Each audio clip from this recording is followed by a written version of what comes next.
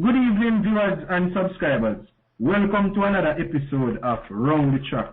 This evening, we will provide you with a review on how the Jamaicans performed at the World Championships, Oregon 2022, and we are at day 6 of the championships.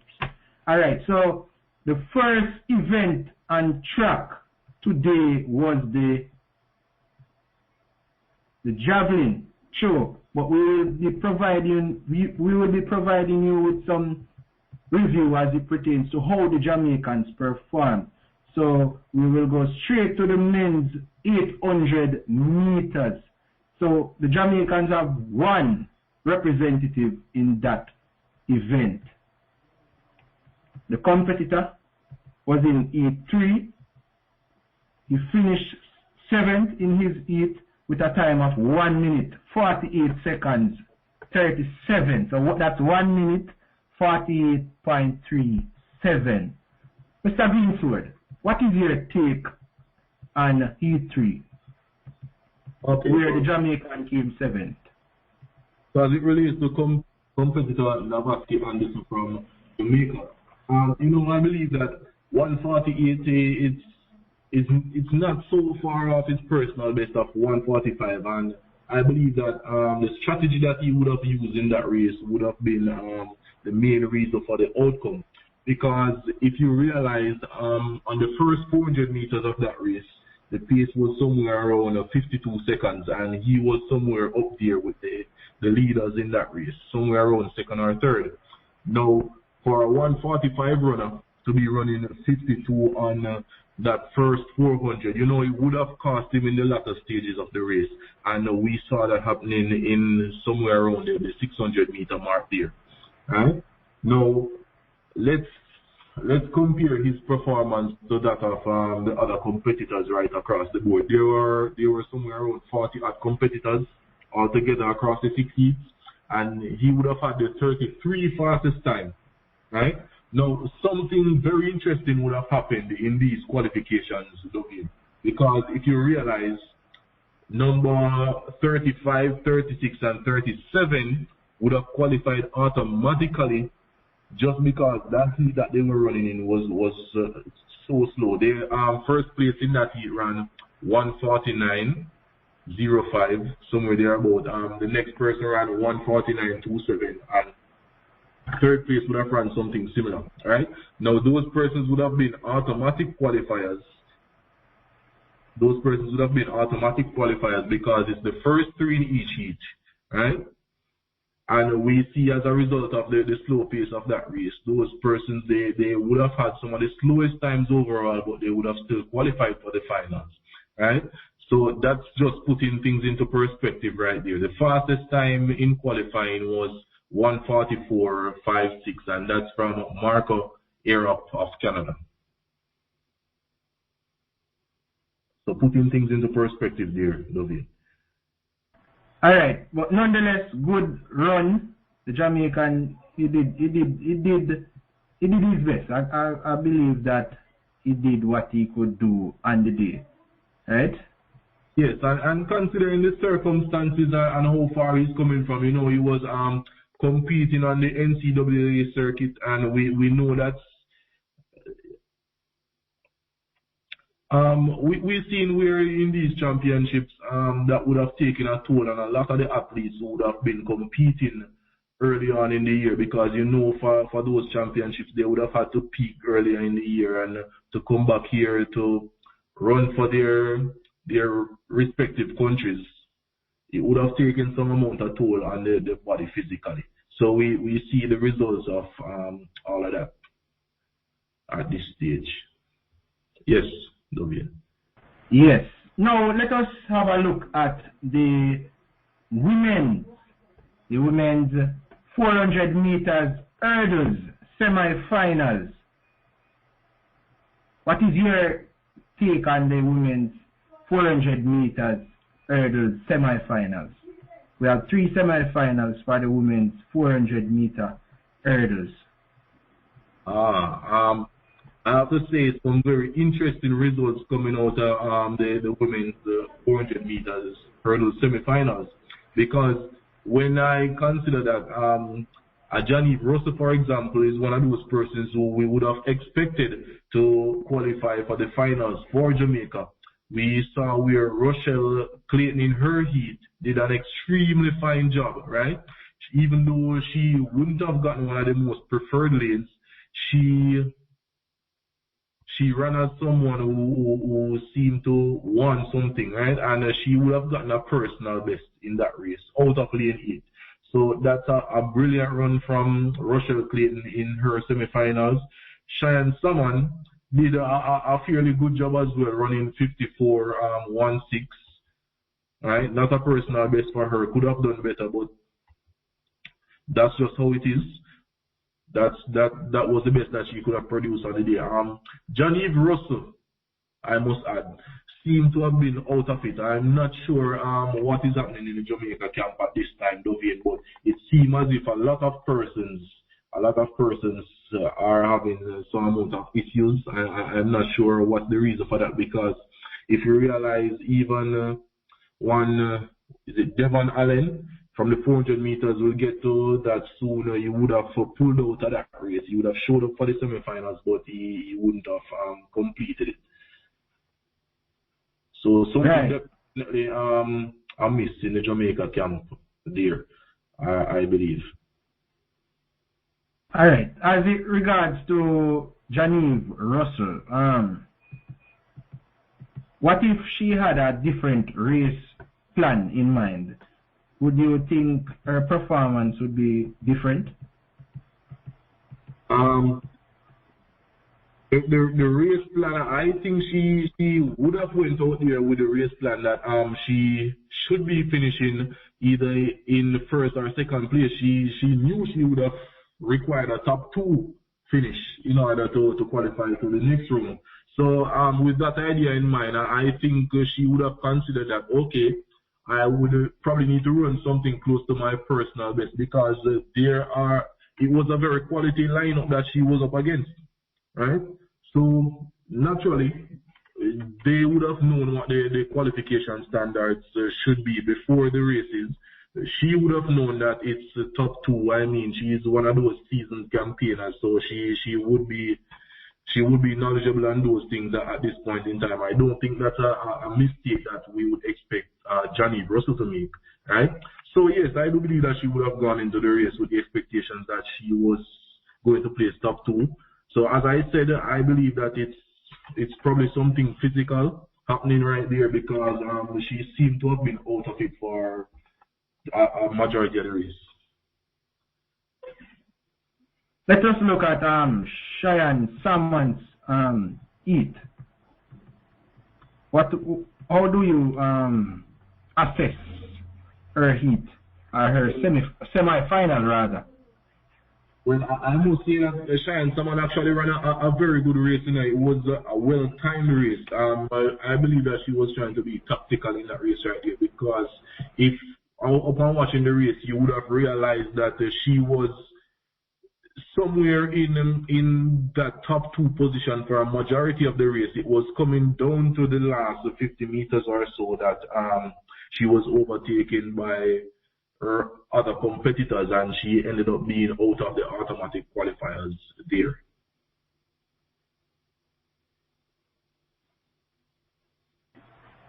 All right. But with experience, I believe that Cheyenne Salmon will be on the podium in future years to come, right? Definitely. Now let us assess Rochelle Clayton's performance. She ran a time of 53.63, and that's a personal best. Do you think that she ran the race perfectly, or there are still some areas that needs improvement where her transition is concerned? Okay. Well, I wouldn't say that that's a perfect race, because is any race really a perfect race? There's always some amount of room for improvement, right?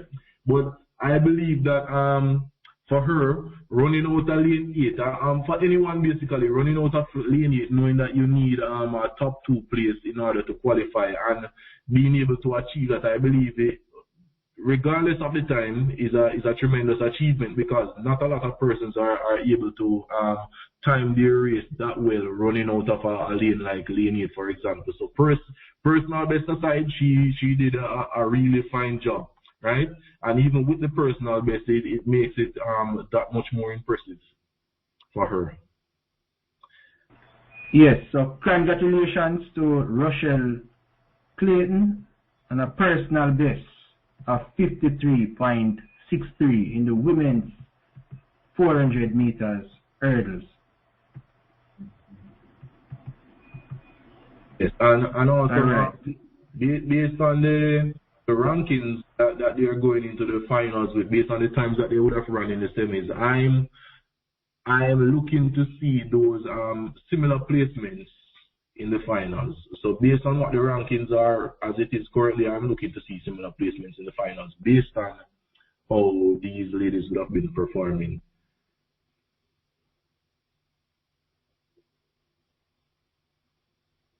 Yes, Bobby.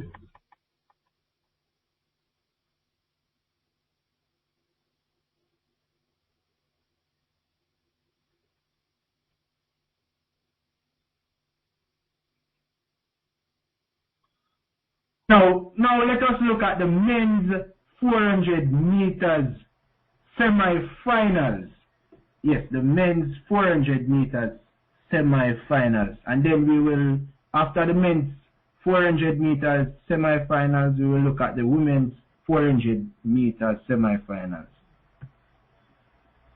Alright, so in semi-final 1, Michael Norman of United States of America ran a time of 44.30 in qualifying, and that was the fastest time in qualifying for the finals.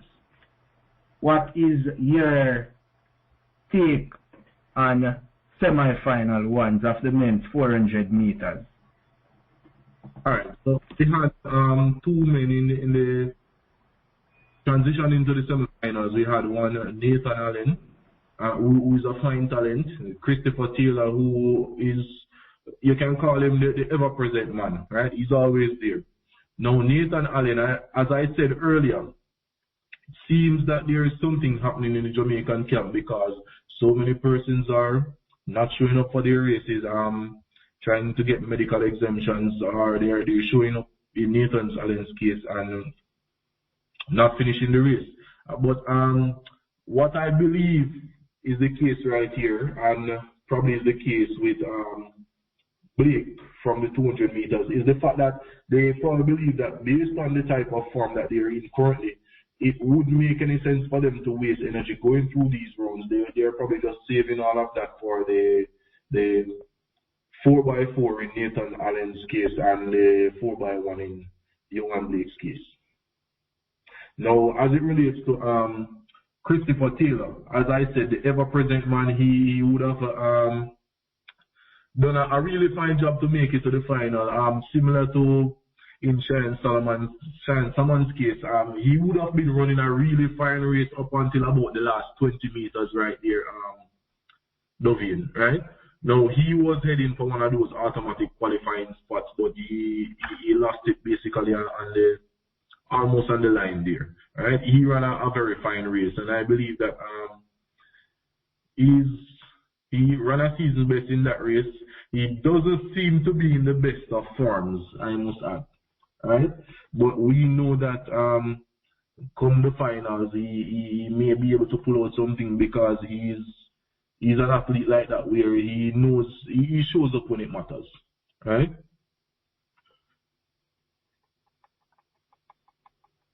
Indeed, he will show up when it matters most. Alright, now let us look at semi-final 2. We have Kirani James, the Olympic bronze medalist, qualifying in a time of 44.74, and that was the time that he ran to win that semi-final Also, we have the Botswanian athlete running, finishing in a time of 44.94. The semi-final looks like it was indeed a challenging semi-final. What is your view on semi-final 2 of the men's 400 meters? Ronnie James always impressive, ever present as well. Right, we expect him to do something special in the final. It didn't look all that convincing in his semi-finals though. So but still expecting him to finish on the podium in those finals. We see where one Michael Cherry was unable to qualify from this semi-finals. I'm not sure what's the issue there, but I believe that Ndori, that's from Botswana, he would have probably run something close to the race of his life there because he did a really fine job in qualifying. Right. Now, let us look at semi-final 3. The world record holder of the 400 meters for men, Wade Van Niekerk. He was second in his semi-final, running a time of 44.75. The American champion, Allison, came first in that semi-final, running a time of 44.71. What does this tell you about Wade Van Niekerk's readiness for the final? Do you think Wade Van Niekerk is ready to secure a medal in the men's 400 meters final? All right, so let me start by saying, Dovin, that champion Allison really looks impressive. He looked really impressive in qualifying, and if at this point in time there is someone to upset Michael Norman, because as it stands, I have Michael Norman to win the finals. If there's anyone to upset Michael Norman in winning that gold, apart from Matthew Hudson-Smith from Great Britain, I believe that champion Allison is one of those persons who just might be that factor. Right? As it relates to Wade Van Niekerk, I don't see him finishing on the podium in these finals. Right? Because he wouldn't have gotten in a lot of runs this year, and his semi-final performance doesn't spark any confidence. Right? We would have seen where he would have went out really hard for the first 250, but in that last 80 meters or so of the race, he had almost nothing left to go on right there. It shows the type of form that he's in right now. He's not on the best of forms. World record holder, but not in the best of forms at this point in time. Hopefully, he will get back to that soon.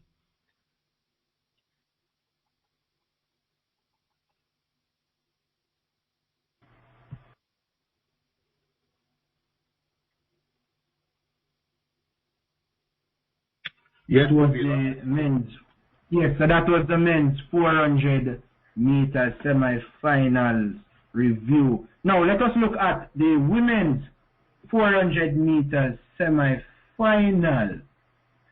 All right, so we have in semi-final 1, we have Shani Miller Yubo from the Bahamas running a time of 49.55 seconds, and that's a season best to qualify for the finals. Candice McLeod of Jamaica running a time of 50.05 seconds to qualify. That is also a season best. And we have the Polish athlete running a time of 50.65 to qualify also in that semi-final. What is your view on semi-final 1? Alright, so those were some really impressive times in qualifying. 49.55 in some years gone by. Those are the sort of times that you would see winning finals, right? But 49.55 from Shawnee Miller Weebo, I believe, is a very impressive time, a season's best. She wouldn't have been doing a whole lot of running this year, right? And from observing how she would have been running throughout the course of the year, we see where she would have been running sort of reserved. So we can expect something special from Shawnee Miller-Weibo in those finals. And she wouldn't have taken part in the 200 meters. So, she would have those fresh legs to compete in the 400s. And she would have performed well in years gone by while doing that 4-2 double. So you can just imagine what she might be able to produce this year when she's only doing the 400. Though she might not be on the best of forms, right? But we know that there is still a whole lot more that we can expect from her. Candice McLeod, impressive also, season best 50.05. Some way off her personal best, not sure if she's in that personal best shape, but confident that she is, and she will run a fast time for the finals coming up in the next few days. Oh, let us look at semi-final 2. The Dominican Cofield ran a time of 50.14 seconds in qualifying, and that's a personal best. Also, we have a Netherlands athlete running a national record of 50.18 seconds in qualifying. Our very own Stephanie Ann McPherson ran a time of 50.56 to qualify as one of the non-automatic qualifiers. What is your take on that semi-finals?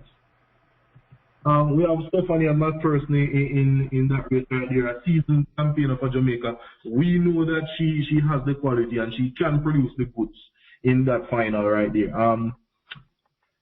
What we see happening here, Dovin, is those athletes, first and second right there, they're running basically with something to prove right here. So for a lot of these athletes, these semi-finals was the finals for them. They're running as if they're currently in their finals because, they want to get something for their country. They want to make a name for themselves. Stephanie Ann McPherson, 50.56, that's still a really impressive time, but I believe that she probably did not foresee the race going this fast, or these competitors running this fast at this point in time, right? And that's a part of the reason why she would have placed third, because being the season champion that she is, I'm sure that she would have been looking for a top 2 finish to ensure that she would have secured her spot in the final for certain.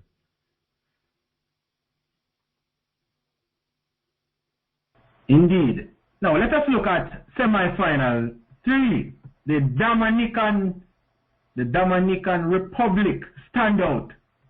Palimo ran a time of 49.98 seconds in qualifying. The Barbadian Sada Williams, who trains with the MVP camp, ran a time of 50.12 seconds in qualifying. That's a season best. What is your take on semi-final 3? All right, so I believe if there's anyone to challenge Shawnee Miller-Weibo for that gold medal, it will be this lady from Dominican Republic, Paulino. So it's good to see that the Caribbean is coming out and representing in these championships over these 400 meters. It's a joy to see all of that. Before I go on to anybody else, I want to speak about Shericka Young, right? One of those persons, a long NCAA season coming off. She came into these championships with probably the second fastest time in the world this year, right? And you would realize from the time she was competing at the national trials that she wasn't in the best of shape. As I would have said before, a part of the result of that early peak, having to compete so much on the NCAA circuit, right? So from the heats early on, there wasn't much confidence that she would have been able to make it to the finals. Probably one of those versus who she's conserving some for the 4x4. All right, knowing that she probably doesn't have the legwork to do much more of the rounds. Seda Williams, really good run, season's best, made it to the final, hoping to see more improvement from her. Talita, Right. let me just sorry, Dovina, Talita Dix, I had her making the final, came third, was one of the fastest non-automatic qualifiers. She's out of the finals. Too bad for her, right? Yeah, so that's it. Kudos to the Caribbean athletes. They are really doing the job this time around.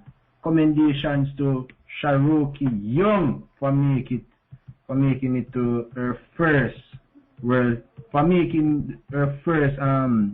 championship team. All right. Now, sorry, Nubian, a point that I think we need to make mention of, as we mentioned the Caribbean. If you look at the qualifiers from 1 to 8, a majority, probably like 6 or so persons in that final. So it's basically a Caribbean final right there, Nubian. If you look at the statistics.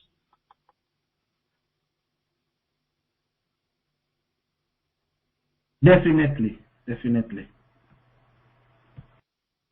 Yes.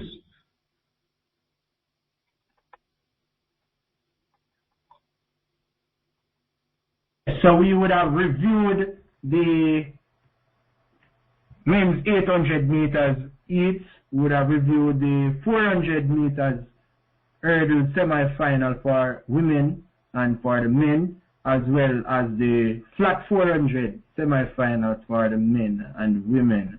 The last event on the track was the women 3,000 meters steeplechase. That final was indeed a cracker final. The athletes really did their best in that final, even though we didn't have a representative in that final. That final was indeed a final to watch. What is your take on that final, Mr. Greenfield? So looking at the race, let me mention Yavi, who represents the Bahrain. I believe that she was the one coming in as the favorite to win this final. I believe that she would have come into these championships with a time of 8 minutes 56, somewhere thereabout. Right? Now you would realize that the time of 8 minutes 53, which was a championship record, actually was the time that won the finals. Now Yavi was running a very good race up until the last 200 meters, where you would realize that she would have went out to challenge the leader on the curve right there, which that person would have been running far off her pace, her personal best pace right there, and she would have challenged that person on the corner. The water jump or the water hurdle, she would have cleared that without touching the hurdle, so that would have set her back like about 4 meters or so. You realize that coming off that final curve, she was way behind that field right there, and those ladies were the top 4 ladies in the field right there. Everyone else was like 9 seconds or so behind them or more. All right. So we had Geruto winning that race in a championship record, and we have Ethiopia, the lady from Ethiopia there. She in second. She set a national record, and third place was also Ethiopia. She would have gotten her personal best in that race. So it was a really good race right there. And if you realize going down the line, Dovian, we would have had the persons running national records, season's best, national record, all of those, right? So overall, it was a very competitive race, right? A very fast-paced race. If you would have watched that race right there, so yes, it was. It was a fast race. Your championship record of what? 8 minutes 53.03. Yes, that race was indeed a fast race. All right, so that is it. We have arrived at the end of our program. We will continue to day 7, that is tomorrow, and we have the finals of the women and the men 200 meters.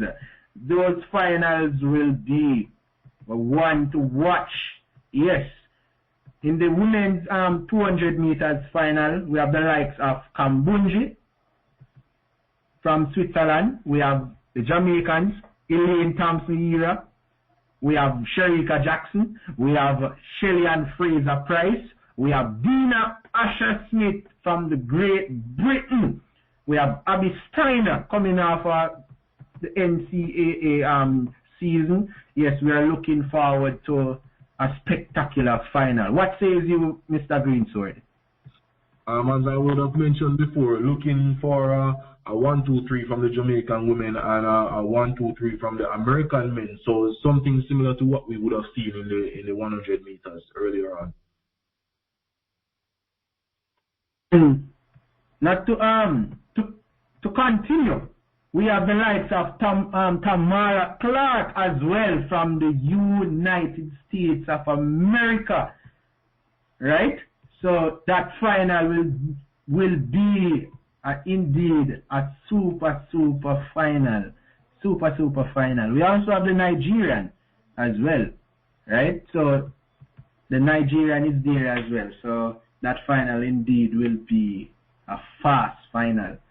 Now let us look at the start list for the men's 200 meters final.